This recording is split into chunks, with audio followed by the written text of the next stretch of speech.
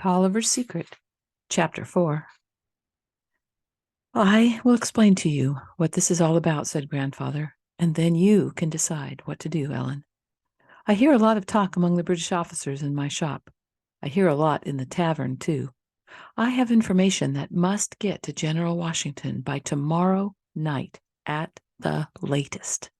It must get there without fail. That's why I have hidden it in a loaf of bread. The bread won't attract attention, and it can be passed from one messenger to another until it gets to headquarters.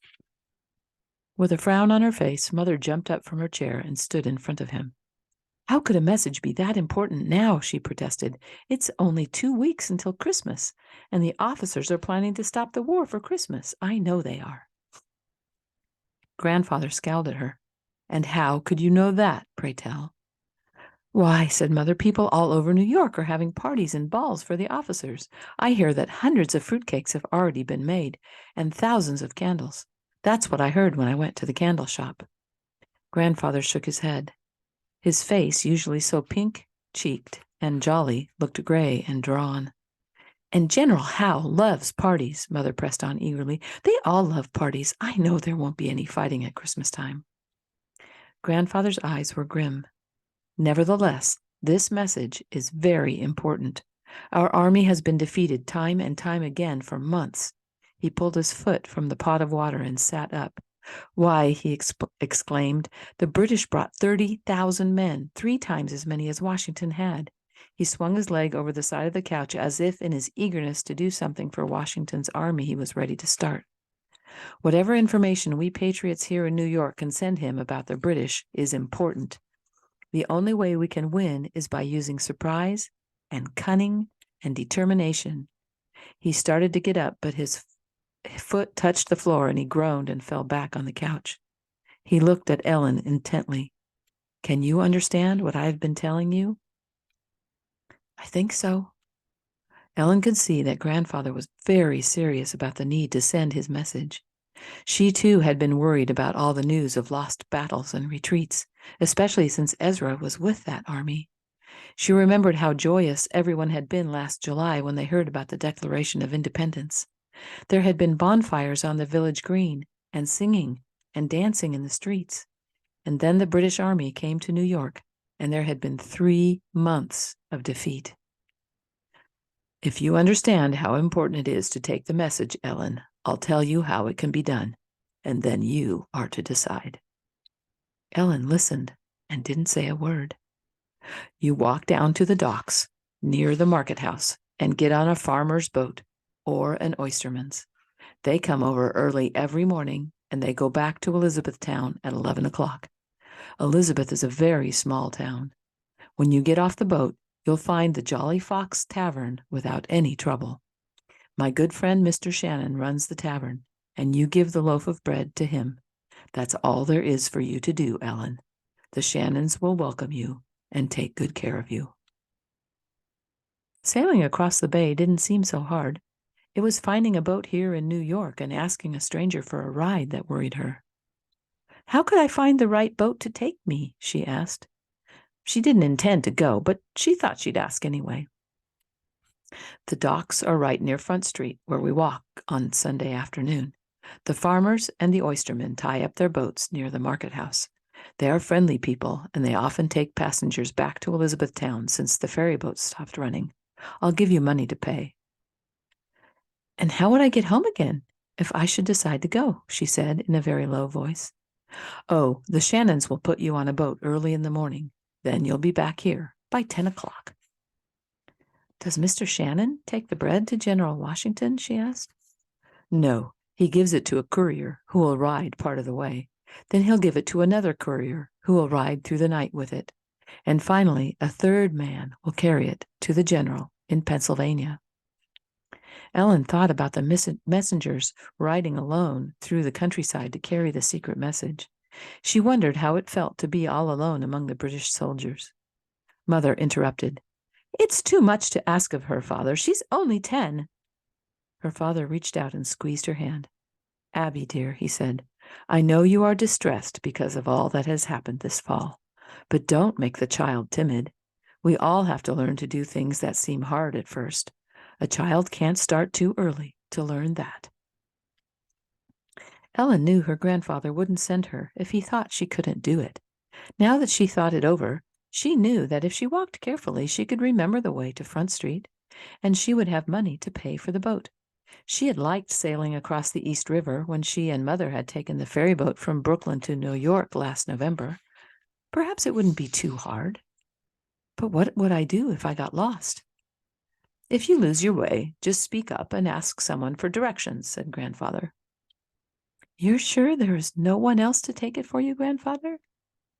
With this bad ankle, I can't walk around New York to find one of my friends, and I wouldn't know where to send you or your mother to look. Besides, there isn't time. I need your help, Ellen. Ellen was quiet for a very long time. Very well, she said finally. I'll do it, if you are really sure I can. I know you can, Ellen. And Abby, he said, this is nothing too hard for a child of 10. The Shannons will take good care of her. You may be sure of that. In that chest in the kitchen are clothes that Ezra left here years ago. Go out and see what you can find, Ellen. Now that she had decided to go, Ellen ran quickly to the kitchen and poked around among the blankets and old clothes in the chest that sat near the fireplace. She was eager to see what there was. Here's a striped cap, she exclaimed. And here's that old blue jacket with the holes in the elbows. I remember those brass buttons. Grandfather had bought Ezra all new clothes when he had come to New York to visit several years ago. Ellen put on a red knitted shirt that was too small, and the big wool blue jacket that was too big. The brass buttons made her think of Ezra's grin. She put on heavy gray stockings before she pulled up the short breeches. The leather breeches were so old and stiff they could almost stand alone. She kicked up her legs to make them soften up. Not since she was a small child had she known what fun it was to kick her legs as high as she could. She tried to kick the skillet that hung beside the fireplace. These will be better for walking than petticoats, she said as she pranced about the kitchen. Why can't girls wear these too? Ellen Toliver, said her mother primly. It would be unseemly. After trying on Ezra's boots, which were too big for her, she decided she would wear her own leather shoes to make walking easier. Certainly it would be easier to jump out of the way of horses and wheelbarrows, and it would be better for climbing on the boat. She ran into the shop to show her grandfather how she looked. For the first time since he fell on the ice, Grandfather laughed. You look like a ragged little urchin, all right, he said, with those holes in your elbows. But all the better. No one will even notice you. And now we must cut your hair. Mother picked up the scissors and stroked Ellen's long brown hair. Couldn't we just tuck her hair under the cap? She asked. No, said Ellen firmly. I might forget and take it off. That would be dreadful. Besides, it might look bunchy beneath a cap. Better to have it short and not worry about it.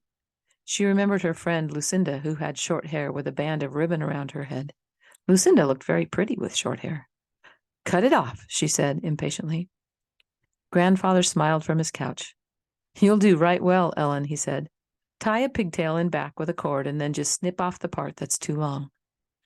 Ellen could feel her mother's hands tremble as she tied back the hair and snipped at the long pigtail. It will grow back, Ellen said to her. How do I look? Jumping up from the chair, she stepped over the hair on the floor and stared at herself in the mirror. Why, I favor my father with my hair tied back, she exclaimed. Her brown eyes were just like her father's eyes, although not stern like his. Her face was thin like his, too. She stared at herself. Suddenly, the person staring back at her didn't look like Ellen Toliver, and for a minute it frightened her to look so changed. Glancing sideways, she could see her grandfather smiling his old cheerful smile. Mother had given him the loaf of bread, which he was wrapping in a blue kerchief and tying with a good strong knot. Where shall I hide the bread? Ellen asked him. Don't hide it, he told her. Don't think of hiding it. Just go along swinging this blue bundle as if it were nothing at all. There is only one thing to be careful about, Ellen. Be sure you give the bread to no one but Mr. Shannon. His eyes grew as hard as they had been earlier that morning when she surprised him in the kitchen. No one but Mr. Shannon. He and I might hang if we were caught. Hang? Cried Ellen. You mean on a gallows tree? Ellen's hands trembled so that she could hardly button the brass buttons on her jacket. No one had mentioned hanging before. If she had known her grandfather might hang, she never would have agreed to do it. It wasn't fair. She gulped, and at last the words came out. I can't do it, Grandfather. I just can't. I'm too scared, and I might make a mistake. You can do it, Ellen, better than anyone else. No one in the world will suspect a loaf of bread in the hands of a child. If perchance someone found the message in the bread, just act surprised and say you don't know a thing about it. He smiled at her to encourage her. Just hang on to the bread good and tight until you see Mr. Shannon. That won't be hard to do now, will it? But don't talk to any strangers, Ellie, Mother pleaded. Now, Abby, she has common sense. You're sure I won't make a mistake, Grandfather? I can't see where you could go wrong, Ellen. The boatmen are kindly, and they take people every day. But at the other end of the trip are my good friends, the Shannons. Well, then, she said, I think I'm all ready now. Good, cried Grandfather. When you hand the bread to Mr. Shannon, say this to him. I have brought you a present for your birthday. He will understand what it means. Mother slipped 2 corn cakes into her pocket. You'll get hungry before you get there, I'm sure. She was trying hard to sound cheerful. I've always heard about Mr. Shannon's good pot pies, and now you can eat one. Grandfather slipped some coins into her pocket. Then he squeezed her hand until it hurt. God bless you, Ellen. I'm proud of you. Mother pulled the red and white striped cap down around her ears and gave her a pair of mittens as well as a hug that almost smothered her. Then she stepped to the door and opened it. I think you are a brave girl, Ellen. Ellen stood at the top of the steps and looked up and down the street. She took a deep breath. Mother had said she was brave, and Grandfather had said he was proud of her. Well, she hoped they were right.